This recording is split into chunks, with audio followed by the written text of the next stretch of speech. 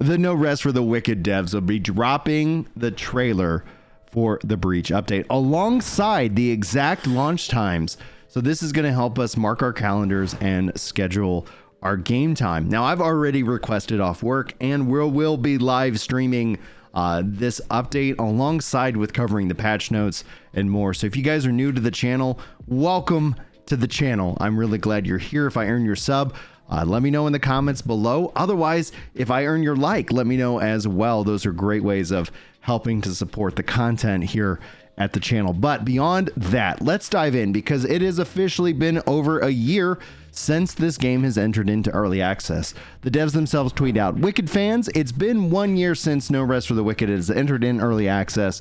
We're incredibly proud of how far the game has come, and even more grateful to have you with us every step of the way. In less than 2 weeks, we're dropping the biggest update yet. There is no better way to mark the anniversary than celebrating it all with you. Thank you guys so much for being a part of the journey, and here's to many more adventures with you all. Love, Moon Studios." Guys, in this video, I want to spend some time kind of addressing your big questions. I've been seeing them roll in the comments. I've been seeing them over on the official Discord. Also want to spend a little time giving you guys the latest updates from Thomas, especially what to expect with this Breach update. And if you have any questions, if there's anything that's kind of, maybe you missed a video or maybe you just don't know the answer to it, sound off in the comments below. I'm going to be working on fresh new guides and so much more around this game, and I cannot wait to share this experience with each and every one of you. But let's kick it off with the number one question that I get on every video, and it's what's going on with the console release. I want to set some expectations, because we do know the console release is coming with 1.0, but when is 1.0? We're all wondering. I do not anticipate 1.0 this year. I do anticipate many more updates along the way, and I do anticipate there being a bigger gap between kind of, I guess, maybe 3 or 4 updates from now before 1.0. They're going to take some time, really make sure that the 1.0 hits hard. Now, the hope to have for the console players is that maybe we'll see this game enter into early access on consoles. We've seen many games do that. PoE 2, for example, is a classic example of just that fact. But that being set to the side, there has been no mention of that. There is no guarantee of that. And if we were going to see that, well, maybe at a minimum, we would see that sometime before, winter 2025, maybe 2026. The reason I say set your expectations low is that we're all looking forward to that. Every one of us. Switch 2, PS5, Xbox, any other consoles out there. The game does run on GeForce Now. That's how I spend the majority of my time playing it, which does let me play on console, but that's an additional cost that not everybody is willing to kind of endure. But like I said, we've got some updates direct from the man himself, Thomas, sharing a few thoughts, and I thought this would be valuable for some of you, and then we're going to get into our new player, frequently asked questions. Thomas says, well, for the Breach update, Wicked is taking a huge step forward. This is going to be the biggest update that will ship in early access, so don't plow through it quickly. Take your time and enjoy it. I always think the idea of when devs are like, take your time, like no matter what, we've all been hungry. It's like like the story that I give, especially when it comes to video game overconsumption, is when they eventually released their first new 2D Mario game on the DS. I think I did not actually enjoy my playthrough of that because I was so starved for a 2D Mario. It had been such a long time, and I love the 3D Marios. I love the 2D Marios. I'm a huge Nintendo fanboy. I do apologize. Out there, I know right now there is a console war brewing between the PlayStations, the Sony ponies, and the Nintendo 10 dots or whatever. I don't know what we call ourselves in this regards, but it's interesting to see. The internet is a fun and place if you use it for entertainment. Otherwise, it's just depressing one way or the other. We'll talk a little bit about that in the message of hope. But all that being said, is I think I'm going to overconsume this update. But I am going to enjoy it. Thankfully, I've been able to play. I've still been playing the game, even though we've been in this content drought for such a long time. So I spent my Easter Sunday playing a little No Rest for the Wicked, and it was glorious. Anyway, a couple things to kind of jump into, though. Frosty asks, what's the combat update about? This is a future update that they've talked about a few times. Is it just new weapons? Is it changes to current weapons? Or are there going to be new enemies and stuff? And Thomas actually says all of that. But just generally doing a huge pass on the combat system to finalize it all for 1.0. And so the combat update most likely will be the update that supersedes the 1.0 update. And again, I'm anticipating there's going to be a gap between combat update and this, but we know that we're going to be doing Sacrament updates. We know that there's more things that they're coming, another Crucible pass. They've got more content planned in for the Crucible itself. All that to be said, combat update, new pass. This is probably where we're going to see the magic. They talked about skill trees. They talked about kind of mastery systems.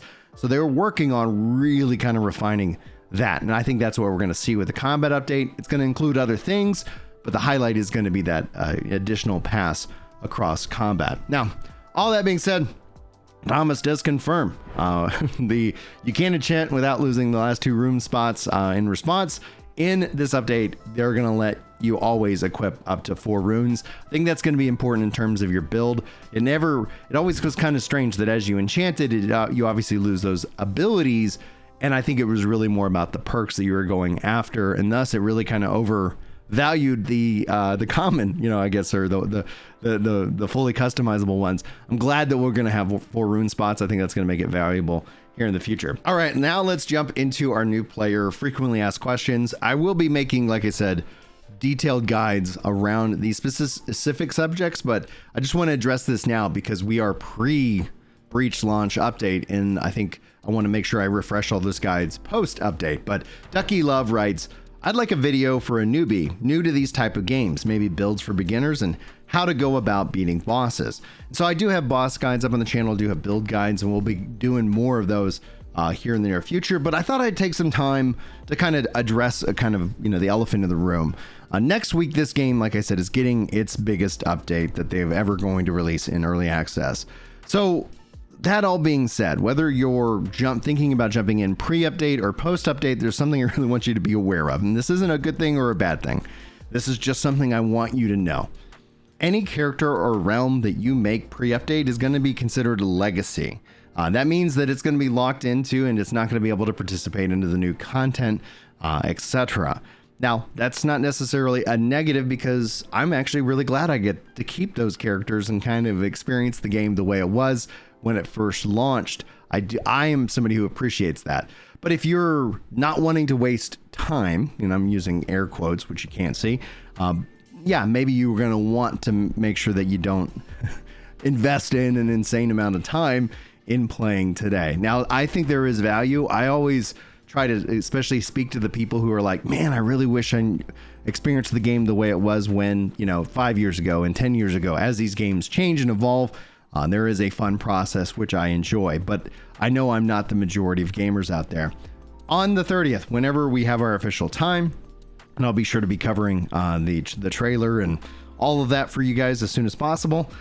When all that information starts really rolling out, we will know that it's a really great time to start. And I think that is what's going to be very valuable. Now, when it's all said and done, the game, it's also important to know, like I said, characters and realms. As you're leveling, as you're playing, if you ever run into a bottleneck, you can take that character that you've made and the levels and the experience and create additional realms. You can make a ton of realms, and that way, if you're hunting, if you really are looking for specific loot, if you're just trying to get a little bit of additional experience without it being so painfully challenging, that's going to be the way that you want to go. So don't feel like creating additional realms and continuing to do that XP grind is actually a negative. In fact, it's a very positive, and I highly recommend doing that, especially if you ever get stuck on a boss and you just can't seem to feel like you need to beat him, and you're looking for more ways of getting additional experience. That would be really, really good. Now, this all kind of plays out as the game rolls out, right? So as you continue to invest in your character and upgrade the world, more things are going to be open to you. And speaking of which, Colonel Thickbooty writes, are you able to actually respec your points? So when it comes to builds in this game, yes, you can respec, but there isn't an easy way to go about doing that. In fact, you actually have to unlock a feature within the Crucible, which opens up much sooner, and you're going to want to use those fallen embers that you get. So as you play, you're getting fallen embers. These are critical to you, and they're going to be even more valuable because you're going to be able to use those to respec your enchantments or add enchantments to your build, which I think is really a smart play. You're going to always have those values. So you can buy them from vendors, you can find them out in the open world, you can sell them to vendors, but I would highly encourage you not to. Sometimes in the early game, the money seems very tempting because they do sell for a pretty penny, but I would recommend sitting on those, because once you do get to the Crucible piece and make it, I think you have to get all the way to the unlock perspective to open it up. First and foremost, there is that little bit of investment in time, so the choices you make really do matter. And even when you have the ability to respec, your choices do matter somewhat. So I don't want you to be too nervous when it comes to setting up your build, because you can change it. It just might require some changes. And that's why, like I said, I'll be trying to work on a couple of really good starter build guides for everybody who is thinking about jumping in to the game anytime after the Breach update, and who knows what, the combat update and more. Plenty of changes, plenty of these guides are going to be irrelevant, but I'm going to try to keep you guys all up to date on that. Now, John Wayne writes, will there be another realm reset when co-op gets added in? For those of you who don't know, this is going to be a 4-player multiplayer game. They talked about multiplayer coming before the Breach update, but I think just due to the complication of multiplayer, that it just makes sense to release it after the Breach update when there's a lot more content to play. Now, the important thing to note here is the devs have stated they are trying to avoid as many realm wipes, and when you say wipes, meaning, you know, getting moved into a legacy status, as possible. That all being said, there is no, you know, I would anticipate that there is not a realm wipe with the multiplayer update, because it's just adding in multiplayer on top of the content that we have.